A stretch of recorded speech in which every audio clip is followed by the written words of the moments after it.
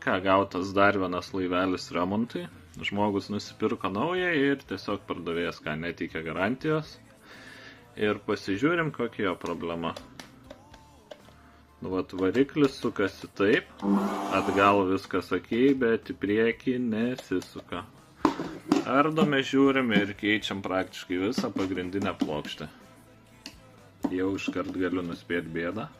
Kaip matau, gamintojas atnaujino baterijos tipą, kad taip smarkiai nelepsnotų, bet uždarius dangtelį, ta pati problema šitoje vietoje išlieka, tai parodysim vėliau. Išardytas laivelis ir matom pilną vandenšį jau man pribėgė, kaip matot, bala viduje, šlapia visur.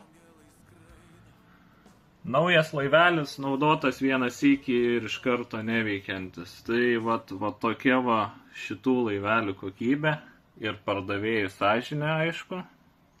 Žmogui nuostoliai, turi remontuotis, mokėti pinigus ir panašiai nusipirkus naują laivelį. Tai rekomendacija, aišku, žiūrėkit iš ko perkat, o ką.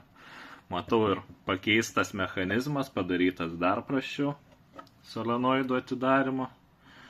Ir visa kita, čia yra vien problema. O jūs perkat toliau šitos laivelius. Ir dar yra žmonių, kurie giria. Nu tai giria nebent jeigu išsardo, persitvarko ir panašiai. Tai čia dabar yra tiesiog nuostolis. Aiškus būtent prie variklių skyriaus. Nudegė mosfetukai. Jeigu įsimatys, vat taip gražiai atrodo kinų kokybė. Tekas 080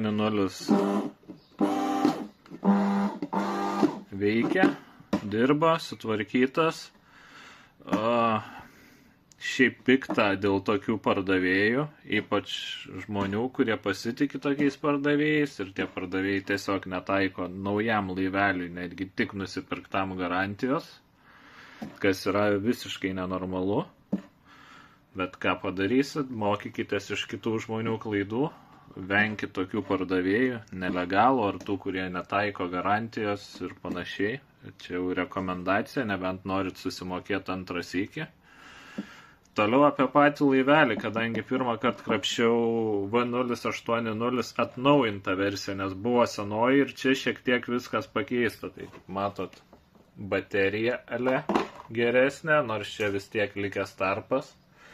Tai gal kažkiek jinai saugiau laiko negu ana. Tada šičia realiai neturi jokios tarpinės, tai prakeiksmas buvo